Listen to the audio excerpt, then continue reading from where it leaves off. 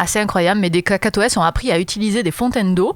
Alors, c'est sûr, ça paraît un peu anecdotique, un peu fun fact sur ces oiseaux, mais en fait, c'est une vraie étude scientifique très sérieuse qui nous vient d'Australie. Absolument. Puis ces oiseaux sont très caractéristiques. On vous les montre juste ici. La petite crête, blanc avec une petite huppe jaune, assez connue aussi pour fouiller dans les poubelles à Sydney, un peu comme les écureuils à Montréal. Je m'en souviens, je les avais vus. J'étais allée il y a quelques années à Sydney, puis ouais, je les avais vus ces oiseaux-là. Mais là, on passe vraiment à un niveau de complexité bien supérieur avec ces fontaines à eau. Ah oui, ça n'a jamais été observé chez d'autres oiseaux auparavant.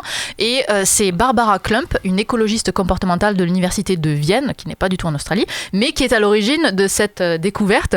Elle étudie les cacatoès de Sydney depuis des années et c'est en 2018, lors de travaux sur le terrain dans l'ouest de la ville, qu'elle a remarqué plusieurs de ces oiseaux.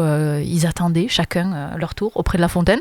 Et pour boire à ces fontaines, en fait, les cacatoès font exactement comme les humains, vu que la fontaine marche assez simplement. Et forcément, comme c'est une vraie étude, pour valider son point, il fallait quand même prendre des mesures et tout installer, tout un dispositif avec une caméra pour essayer de prendre des heures et des heures de présence des cacatoès, 14 heures en tout, avec ce dispositif. Le fait de placer une ou deux pattes sur la poignée rotative, comme vous avez pu voir dans la vidéo, puis ensuite utiliser son poids pour essayer de tourner dans les sens des aiguilles d'une montre, important, et ensuite de la remettre en place, et ensuite de profiter de l'eau qui jaillit. Tout un logistique pour ces petits cacatoès. Et c'est là qu'on voit toute la dextérité de ces oiseaux, particulièrement ingénieux, capables d'utiliser leurs pattes et leur bec pour satisfaire leur soif. Bon, par contre, ça ne marche pas à tous les coups, parce qu'il y avait seulement 41% des tentatives qui ont été une réussite. Les scientifiques expliquent que lorsqu'ils ont échoué, c'est parce que les cacatoès se bousculaient et étaient beaucoup trop impatients de tester la fontaine d'eau. Donc, intelligent, oui, mais pas très patient.